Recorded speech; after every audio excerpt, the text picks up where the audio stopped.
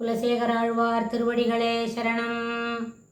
உஷ்யதே நகரே ரங்கயாத்ரா தினே தினே தமகம் சிரசா வந்தே ராஜானம் குலசேகரம். கும்பே புனர்வசௌ ஜாதே கேரளே சோழபட்டனே கௌஸ்துபாம்சம் தராதீசம் குலசேகரமாஸ்ரயே. நம்ம சில நாட்களாக முகுந்த மாலையில் இருக்கிற ஸ்லோகங்களை தான் வரிசையாக பார்த்துட்டு வரோம். சென்ற பதிவில் என்ன 5வது ஸ்லோகம் பார்த்தோம்.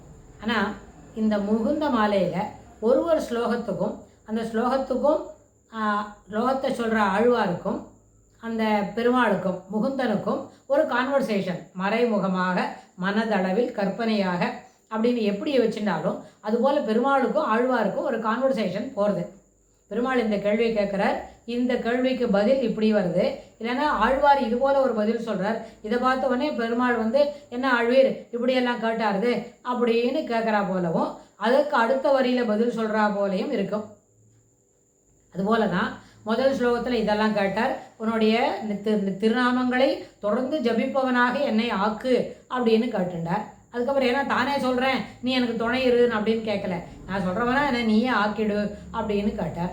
அதுக்கப்புறம் இப்படி சிறப்பான நாமங்களை கொண்டிருக்கிறவனுக்கு ஜெயத்து ஜெயத்து தேவோ தேவகி நந்தனோயம் அப்படின்னு சொன்னார். அதுக்கப்புறம் 3வது ஸ்லோகத்தில் வரும்போது இன்னும் கேட்டார். அதுக்கப்புறம் நிச்சலா இன்னொன்று கேட்டார், அவிச்சின்ன தைலதாரை போல என்ன இருக்கணும், எப்போ பார்த்தாலும் பெருமாளை தொடர்ந்து பெருமாளை நினச்சிக்கிட்டே இருக்கணும், அவருடைய திருவடி தாமரைகளில் இடையறாத பக்தி இருக்கணும் அப்படின்னு கேட்டுண்டார். அப்புறம் இந்த 5வது ஸ்லோகத்தில் வரும்பொழுது என்ன கேட்டார், நாஸ்தா தர்மே ந வசு நிஷயே நைவ காமோ பபோகே அப்படின்னு ஆரம்பித்தார். என்ன கேட்டால், நான் இதுக்கெல்லாம் நாஸ்தா ந வசு நிஷையே அப்படின்னா இந்த உலகத்தில் இருக்கிற பூமி சுகம் பொன் பொருள் போகம் இதுக்காகலாம் நான் உன்னை சேவிக்கலை. அப்புறம் நாஸ்தா தர்மே அப்புறம் தர்மத்தில் ஈடுபாடு இருக்கணும் அப்படின்னு சொல்கிறதுக்கெல்லாம் இல்லை. ஆனால் இதெல்லாம் என்ன கிடைக்கும் தெரியுமா, இந்த தர்மத்தில் ஈடுபாடு இருக்கிறது. அப்புறம் வசுமதி அதாவது நான் வசு நிஷையே அப்படின்னு சொன்னால் வசு நிஷையே அப்படின்னு சொன்னால் பொன் பொருள் போகம் பூமி அதெல்லாம் கிடைக்கிறது, அதாவது வசதியாக இருக்கிறது. அப்படின்னா இதெல்லாம் கர்மானுரூபம், நம்மளுடைய கர்ம வினைக்கு ஏற்ப இது நம்மளுக்கு கிடைக்கும். பெருமாள்கிட்ட பிரார்த்தனை பண்ணி லைனில் நின்று எனக்கு இதெல்லாம் கொடுக்கணும்னு கேட்டு நின்று இருந்தாலும் அதுக்கு தகுந்தா போல் கிடைக்கும். அதுக்கப்புறம் நம்மளுக்கு இதுவுமே இல்லை, பெருமாள்கிட்ட அனுகிரகம் அதை பற்றி கேட்கல, எனக்கு இது மாதிரி வசதி வாய்ப்புகள் எல்லாம் கொடுன்னு கேட்கவே இல்லை. இருந்தாலும் நமக்குன்னு உள்ளதை பெருமாள் தந்துடுவார் தானாக வந்துவிடும். அந்தந்த கர்மா எப்போ அனுபவிக்கணுமோ அது அத்தனையும் வந்துடும். இந்த இடத்துல நம்ம ஒரு தெளிவான யோசனைகள் உள்ளவர்கள் அப்படின்னு சொன்னால் தெளிவான யோசனையை கொண்டிருக்கிற போது முக்கியமாக 2 விஷயம் மனசில் வாங்கிக்கணும். அதாவது நம்மளுக்கு நிறைய இடர்பாடுகள் வரலாம், அப்புறம் சில சமயம் துக்கமாக நடக்கலாம்.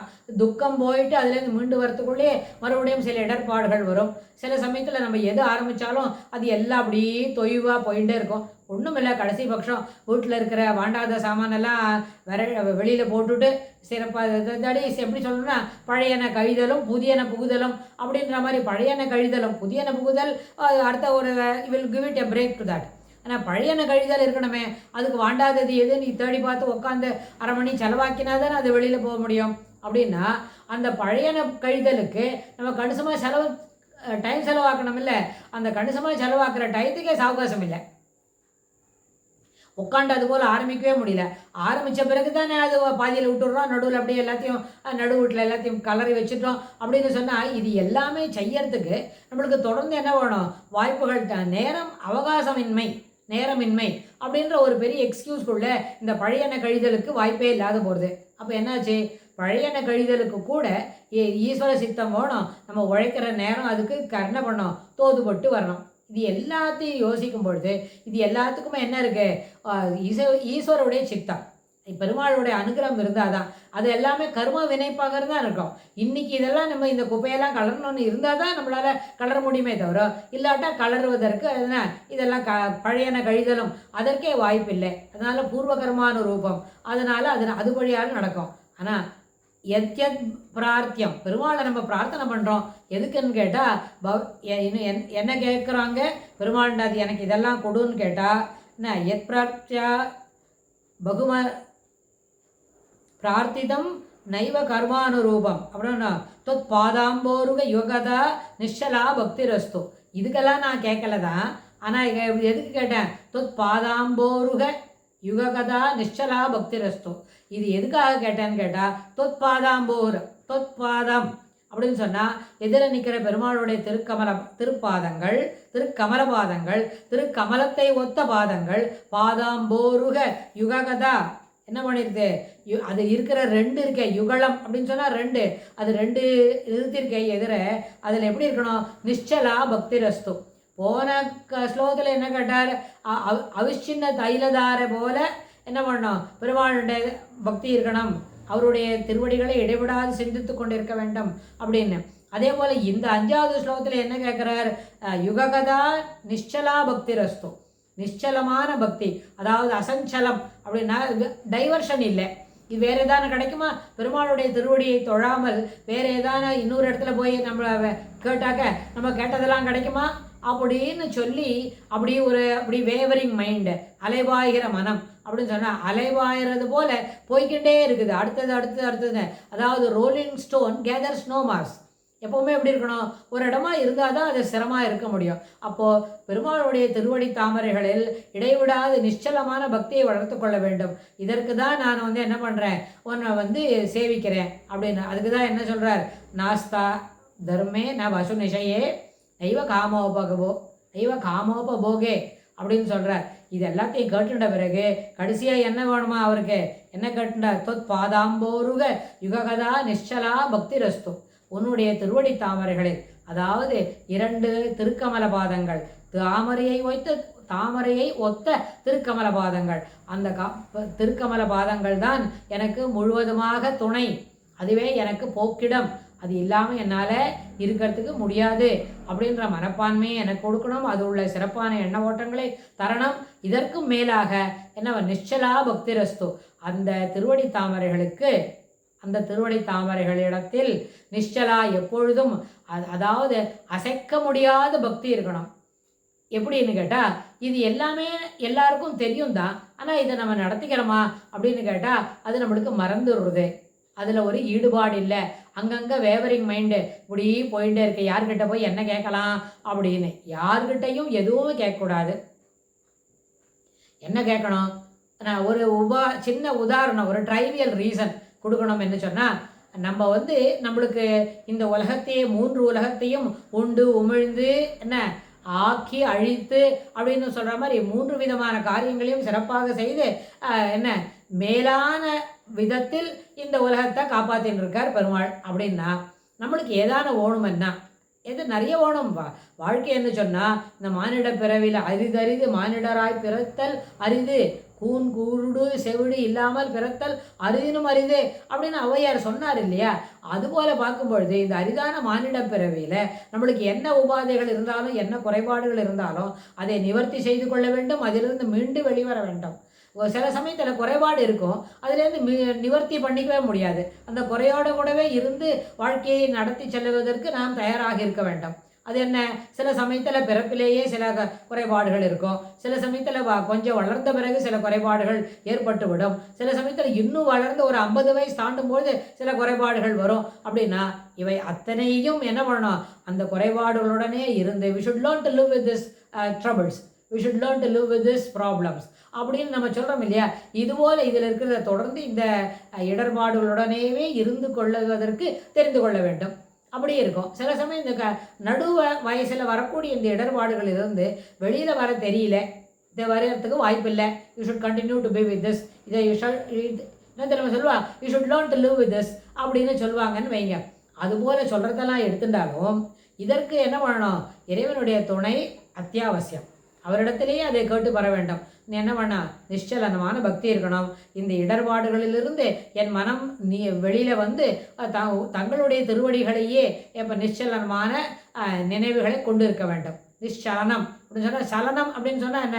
அப்படியே வேவரிங் இங்கே அங்கேயும் போயிட்டு வந்துட்டு இருக்குது.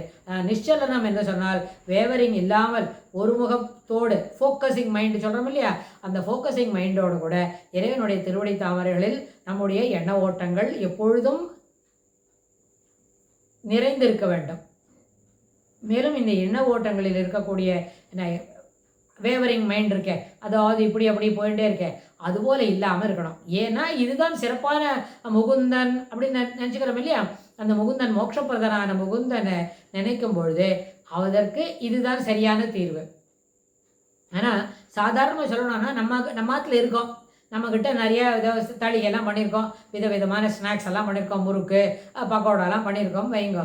பக்கத்தாத்துலேருந்து ஒரு குழந்தை வருது நம்மக்கிட்ட, வந்து நம்ம குழந்தையோட விளையாட்டுக்கு வருது அப்படின்னா நம்ம குழந்தைக்கு ஒரு கப்பில் போட்டு கொடுக்குற மாதிரி அந்த குழந்தைக்கும் ஒரு கப்பில் போட்டு கொடுப்போம். அதுவும் சாப்பிட்டுக்கும், 4 3 சாப்பிட்டுக்கும். ரொம்ப காரமாக இருக்குது தீர்த்தம் கொடு, இல்லைன்னா காரமாக இருக்குது சக்கரை கொடு, அப்படி எதானு கேட்கும். இல்லை சாதாரண ஒரு தோசை வார்க்கிறோம் அப்படின்னா நம்ம குழந்தை சாப்பிடுச்சு அது வந்துடுத்தோன்னா அதுக்கும் தட்டில் ஒரு தோசை போட்டு 2 தோசை போட்டு கொடுத்து விட்றோம் அப்படின்னா அந்த தோசையை அது சாப்பிட்டுக்கும். ஆனால் அது தினம் வருதுன்னாலும் கொடுக்கலாம். ஆனால் நம்மாத்து குழந்தையோட அதை வச்சுக்க முடியுமா? இல்லை. கொஞ்ச நாள் இருந்து விளையாடிட்டு அது பக்கத்தாத்துக்கு அவாத்துக்கு போயிடும், அவ அம்மாட்ட போயிடும். நம்மக்கிட்ட வரும்போது நம்மக்கிட்ட இருக்கணும். ஆனால் இதுபோல் நம்ம எதான வேணும்னு சொன்னால் இது சாதாரண குழந்தைக்கு பக்கத்தாத்து குழந்தை நம்மாத்து குழந்தை ஒன்றா விளையாடும்பொழுது இதெல்லாம் பகிர்ந்துக்கலாம். ஆனால் இதுபோல் வேறு எதுவும் தேவைகள் இருக்கும் பொழுது அது அவாத்தில் போய் நம்ம கேட்க முடியுமா? கேட்காது. அந்த குழந்தைய என்ன பண்ணாது, நம்மக்கிட்ட வந்து சிலதெல்லாம் கேட்கவே கேட்காது, நம்மள்கிட்ட சொல்லவும் சொல்லாது. இது எப்படி சாதாரண ஒரு 2 குடும்பத்துக்கு நடுவில் இருக்கிற ஒரு மனப்பான்மையோ இதை நம்ம மனசில் வாங்கினுட்டோம், நல்லா தீர்மானம் ஆகிட்டோம். இதற்கு முன்னாடி சென்ற ஸ்லோகத்தில் ஒன்று ஒரு கருத்து பார்த்தோம். பெருமாள் நம்மளோட எப்பவும் இருக்கார். அதாவது நம்மளை விட்டு பெருமாள் எங்கேயும் போகிறதில்லை. அதை நம்ம முதல்ல புரிஞ்சுக்கணும். அது அப்படி தெரிஞ்சின்ற பிறகு சென்ற ஸ்லோகத்தில் கூட சொன்னோம், பெருமாளை நம்மளோட கூட்டு உள்ளே வந்து என்னோட இரு, என் மனதில் இருக்கடம் நீ இருப்பிடம் கொண்டு இருக்க வேண்டும் அப்படின்னு உனக்கு ஏற்றதாக இந்த மனதை மாற்றிக்கொள் அப்படின்னு சொல்லி பெருமாள்கிட்ட சொல்லிட்டு நம்ம இருக்க சொல்லிட்டோமான பாக்கி இதரதெல்லாம் என்ன பண்ணுவார், வாண்டாத விஷயங்கள் வாண்டாத செய்திகள் எல்லாம் அவரே அதை என்ன பண்ணிவிடுவார், ஓட்டி விட்டுடுவார்னு நம்ம பார்த்தோம். அதுபோல் இருக்கச்சே நம்மள்கிட்ட பெருமாளை வந்து இருக்க சொல்லிட்டோம் என்று சொன்னால் நாமளும் எண்ண ஓட்டங்களில் தூய்மையானவைகளை மட்டுமே பழகி கொள்ள வேண்டும். எப்பொழுதும் ஆடாது சொல்கிறது, அப்புறம் வந்து ஏற்றுக்கொள்ள முடியாத செய்திகளை பற்றி யோசிப்பது, அவை அனைத்தையும் தவிர்க்க வேண்டும். இது நம்மளோட முயற்சியின் சேவைதான். ஆனால் இந்த முயற்சிக்கு அடிப்படையில் பெருமாளுடைய அனுகிரகம் வேணும். ஆச்சாரியரோட கிருப்பை இருந்தால் தான் பெருமாளுடைய அனுகிரகத்துக்கிட்ட நம்ம கேட்கணும்னே தோணும். பெருமாளுடைய அனுகிரகம் நம்ம கேட்டு வாங்கிக்கிறோம்னு சொன்னால் இந்த பாக்கிய முயற்சியெல்லாம் நம்ம செய்யணும். அதனால தான் நம்ம சம்பிரதாயத்தில் என்ன பண்ணுறோம், முதல்ல சரணாகதியை பண்ணிக்கோன்னு சொல்லி கொடுத்துட்றோம். சரணாகதியை பண்ணிவிடுறோம். பண்ணிட்ட பிறகு தன்னடைவே பெருமாள் என்ன பண்ணுவார், அவரே நம்மளை மொள்ள திருத்தி வழிக்கு கொண்டு வருவார். அதுக்கு சில சமயத்தில் நிறைய காலம் பிடிக்குமா இருக்கும்.